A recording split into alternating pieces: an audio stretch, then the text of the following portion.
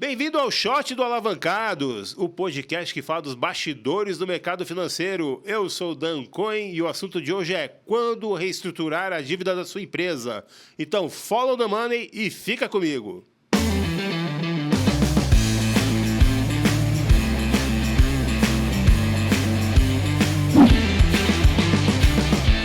Bem-vindo ao Alavancados, Lazar, tudo bem? Tudo bom, Dan, e você? Tudo jóia. Obrigado pelo convite, né? E super obrigado pela sua participação, né? O Lazar aqui tem mais de 30 anos, né, de carreira reestruturando dívidas de empresas, já salvou mais de 600 empresas, desculpa, e está aqui hoje para dividir um pouco da sua sabedoria e conhecimento conosco. Obrigado, Lazar. Obrigado a vocês. Vamos lá. Show de bola. Então, aqui vai, acho que a grande pergunta de todo empresário. Eu tenho visto muitas empresas chegando na reestruturação, literalmente, quando elas já estão quebradas, né? E eu acho que tem uma dúvida grande na cabeça do empresário, e também na minha, que é a seguinte: em que momento uma empresa deve pensar em começar a conversar com o banco para tentar reestruturar uma dívida, partir para uma recuperação extrajudicial ou ir para uma recuperação judicial? São três momentos diferentes. A gente consegue mais ou menos qualificar cada um desses momentos, Lazar? Não, consegue sim. Eu sempre digo que crise financeira é igual a uma doença grave. No seu início, o diagnóstico é muito difícil, mas se você diagnosticar bem no começo, a cura é fácil. À medida que a doença vai se agravando, o diagnóstico fica fácil, porque todos os sintomas aparecem, né? Mas aí a cura é mais difícil, né? Às vezes você precisa de uma cirurgia, às vezes você vai para a UTI, às vezes você tem que, só medicação não resolve, né? Sim. E a crise financeira tem exatamente isso. A crise dá sinais muito claros, né?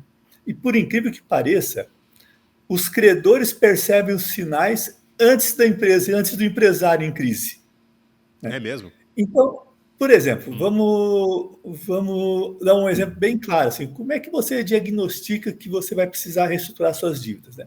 A empresa tem um fluxo de caixa, ela sabe se está gerando resultado ou não, né? É óbvio que se ela não está gerando resultado, em algum momento vai faltar dinheiro. Num primeiro momento ela queima estoque, então quando você começa a ver os estoques serem reduzidos, por exemplo, tá? É sinal que está comendo seu caixa. Quando você começa a aumentar a captação de recursos, né? E aí eu vou fazer um parênteses, existe um sinal bem claro quando a captação de recursos é saudável e quando a captação de recursos já é problemática, ou seja, é um sinal que a crise está acontecendo.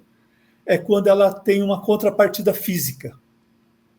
Quando você capta recursos com uma contrapartida física, é um recurso saudável. Por exemplo, você captou um recurso para comprar um equipamento. Esse equipamento vai gerar receita e vai conseguir pagar as prestações da operação, né? Você captou recurso para aumentar estoque. Quando você vendeu estoque, você paga a dívida. Você captou recurso para financiar cliente. Quando os clientes te pagarem, você... Agora, quando você toma dinheiro e não tem uma contrapartida física, é sinal que você está financiando prejuízo. Esse devia ser o primeiro sinal de que, olha, está na hora de eu pensar em reestruturar as dívidas, né? E por que reestruturar? A reestruturação de dívidas, na realidade, não soluciona o problema. A reestruturação de dívidas te dá um fôlego financeiro para você adotar as medidas que você precisa, né? Então, o primeiro sinal é quando você começa a captar recursos sem uma contrapartida física, ou seja, sem entender para que você está tomando esse dinheiro. Você está captando basicamente para pagar PMT, juros de dívida que já foi contratada, né? Exatamente. Ou prejuízo. Ou prejuízo. É verdade. Ou prejuízo. Tá. O exemplo mais simples para entender isso é, imagina o seguinte, um sujeito assalariado que ganha 10 mil reais por mês, paga 3 mil de aluguel e 7 mil é o resto das despesas, nem consegue poupar, tá? Ele não tem contrapartida física. Aí ele faz um empréstimo para comprar uma casa. E vamos dizer que a prestação do empréstimo seja os mesmos 3 mil. Se ele fizer esse empréstimo aí e comprar a casa, a vida dele não muda, não piora. Sim. Mas vamos imaginar que não tivesse a hipoteca garantia, ele pegou o dinheiro da casa, lá, os 400, 500 mil reais, foi lá num cassino e perdeu. O que acontece quando ele volta? Ele vai ter os 3 mil do aluguel mais 3 mil da prestação, que é uma dívida que não tem contrapartida física. Entendi. Né? não sei se a gente está com muito tempo, mas um exemplo típico, por exemplo, na dívida pública, isso é muito mais caracterizado, por exemplo, quando um governo emite lá 20 bilhões de títulos da dívida para financiar a construção de uma usina nuclear. Tá? Se o governo construir a usina nuclear e a usina nuclear começar a gerar energia, com a venda de energia, ela vai pagando o juro e vai amortizando. Tá? Ou, se quiser falar numa privatização, um dia ele vende a usina nuclear e paga a dívida. Agora, se ele emitir os 30 bilhões de títulos lá e não construir a usina nuclear, o dinheiro se perder, ficar só no terreno, só no esqueleto da obra, como acontece normalmente com o governo, o que vai acontecer? Não vai ter receita de energia para pagar o juro. Ele vai ter que emitir um novo título para poder pagar o juro. Então, assim, governo e empresas são exatamente a mesma coisa. Se você pegar, por exemplo, a dívida pública de Israel, é 150% do PIB. E ninguém fala. Mas por quê? Porque essa dívida tem uma contrapartida física. Sim. Né? A dívida americana é uma monstruosidade. São 700, só o déficit público é de 770 bilhões. Né? Mas tem contrapartida física. Né? Então, a dívida problema é quando não tem contrapartida física. Entendi, muito bem. Entendi. Uma vez identificado isso, aí você tem outros sinais na empresa, né? Que é o desespero pelo faturamento. A empresa quer gerar receita, quer gerar duplicata, e aí começa a perder margem. Né? Começa a não cuidar do crédito quando vende a prazo. Né? Ou quando começa a trocar o fornecedor, por exemplo, por um fornecedor que dá mais prazo, apesar de ter um preço maior. E tudo isso vai agravando a situação da empresa. Né? Mas ainda assim é um ciclo longo. Entre o início da crise e a situação de insolvência, normalmente leva aí de 6 meses a 1 ano. Não é de uma hora para outra, né? Não é de uma hora para outra, a não ser que seja uma catástrofe, né? Que nem aconteceu lá em Mariana, com a Costa Marco. Mas mesmo assim, né? o empresário ele demora para tomar atitude, né? Exatamente. Então, assim, esses sinais são muito, muito claros. Às vezes que o empresário não enxerga, os executivos não enxergam, né? Ou enxergam e não entendem. Tá. Né? Mas acho que são esses sinais. Ou aí quando a empresa começa, por exemplo, eu preciso fazer uma redução de pessoal, mas não tenho dinheiro para fazer as rescisões. Tá? Tá. Que é muito comum, Sim. muito comum. Assim. Isso no nosso dia a dia aqui ela faz a bem conta, comum. né? Exato, ela faz a conta, né? Quanto custaria manter aquele empregado e fazer a rescisão, é isso. Exatamente, não faz, mas assim, em média uma rescisão leva de 8 a 10 salários do empregado. Sim. Se você demitir e parcelar em 10 vezes, mesmo que tenha a multa do 477, 467, você vai ter uma despesa por 10 meses, mas a partir do 11º mês começa a redução. Sim, sim. E aí queria te perguntar o seguinte, então, basicamente a gente está falando o seguinte, a partir do momento que o teu fluxo de caixa da operação ele está, digamos, menor do que o serviço da dívida, é bom você tentar renegociar essa dívida para readaptar ela para ele equalizar. Isso é o momento 1. Mas e a recuperação extrajudicial e a judicial? Em que momento você deve pensar numa extrajudicial? Sair dessa conversa que você vai ter com o banco tentando renegociar e pular para uma extrajudicial. Tem algum momento que dá para identificar isso, Lazar? Tem. Sim, vamos lá. Sim. Bom, a primeira estratégia sempre vai ser renegociar com os credores. Tá. E sempre, eu digo assim, comece pelos credores financeiros. Né? Antigamente a gente dizia assim, começa pelo fisco. Né? Porque o leão está sempre adormecido, o leão não reclama, não põe no Serasa, não fica ligando para cobrar, isso, né? Não corta teu cartão de crédito. Mas o leão, seja estadual, municipal, federal, tem boca grande. Né? Se você deixar de pagar, de cara tem uma multa de 50%. Aí tem juros de 1% ao mês, mais taxa Selic. Eu digo que os agiotas ficam rubros quando vêm as taxas do governo. Né? Então, assim, é que tudo bem, a cada 2, 3 anos tem lá um refis da vida, aí dá desconto de 70% na multa, mas é a história de botar 10 bodes na sala, depois tirar 3, né? Tá? Bom, mas, às vezes, numa crise vale a pena, porque ele também dá prazos mais longos, né? 60, 120, 180 meses. Bom, mas, voltando à tua pergunta, assim, sempre inicia a negociação com os credores financeiros, porque é da cultura do credor financeiro emprestar dinheiro. Então, para ele, dinheiro na mão é batata quente. Ele só quer receber do Lazar porque ele acha que o Lazar não vai pagar. Aí ele pega do Lazar e empresta para o Dan porque ele acha que o Dan vai pagar. Mas se o Lazar der segurança para ele que vai pagar, ele quer deixar o dinheiro o maior tempo possível aqui. Né? Eu lembro que quando eu era executivo financeiro numa empresa aí, eu quis antecipar o pagamento de umas operações aí com 2 bancos, e os caras não queriam abrir mão da multa, Com certeza.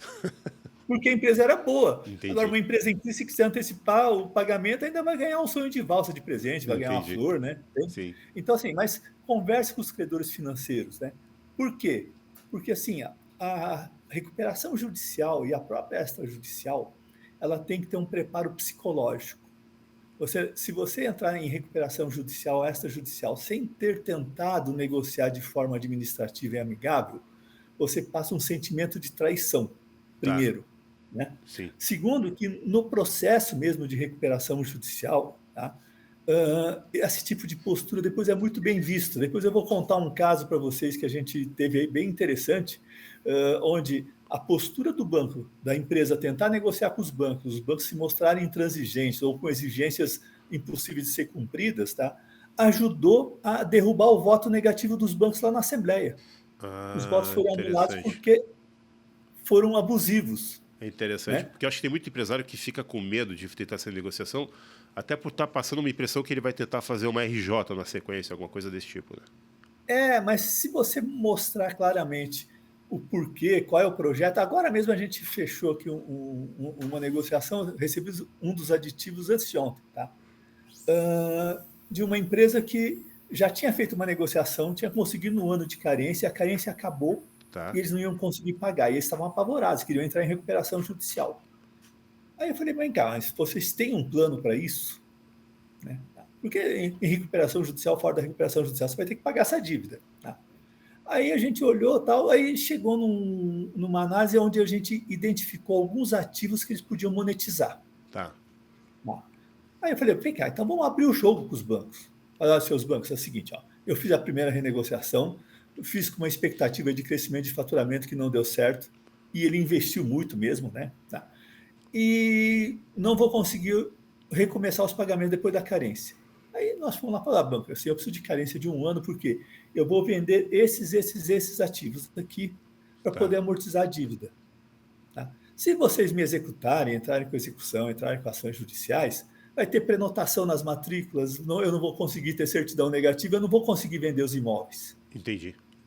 Tá? Mas aí a gente apresentou um plano concreto, falou assim, não é a operação que vai pagar essa dívida, porque foram investimentos feitos em imobilizado. Uhum. E aí por isso que muitas vezes eu falo assim, é muito importante descobrir a origem da crise, porque muitas vezes a origem da crise pode ser a solução.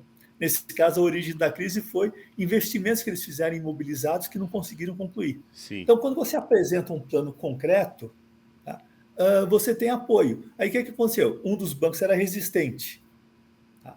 Falei, tá bom, vamos fazer o seguinte, mas também era o banco mais lento na decisão, vamos agilizar a negociação com os outros 3 bancos, e à medida que a gente fechava com o banco, o banco aqui já fez o aditivo do ano de carência, informava aquele banco mais resistente. O segundo banco já fez, o terceiro banco já fez. Aí o quarto falou, mas como é que só eu não vou fazer? Né? Ou, mesmo que ele fosse intransigente ou quisesse entrar na justiça para executar, você tinha argumentos para defender. Né? Entendi. Então, por isso que a negociação precedente a qualquer decisão mais radical é importante. Tá entendido. Mas tem um cuidado, ele tem um tempo. Por quê? Porque se você deixou a crise se deteriorar muito, tem um segundo sinal. Bom, quando é que eu posso pensar em recuperação judicial? Quando eu estou tendo dificuldades de abastecimento. Se eu não vou conseguir comprar matéria-prima para produzir, ou eu vou ter que comprar matéria-prima no mercado paralelo, pagando ágio, 20%, 30%, 40%, eu preciso pedir recuperação judicial. Então, quando você Né? já está inadimplente com os teus fornecedores, nesse caso. Exatamente. Tá. Tá? Então, eu não estou conseguindo abastecer mais. Tá? Uhum. Se eu corro o risco, por exemplo, de ter execução com um bloqueio nas contas, que hoje é muito comum. Sim. Tá?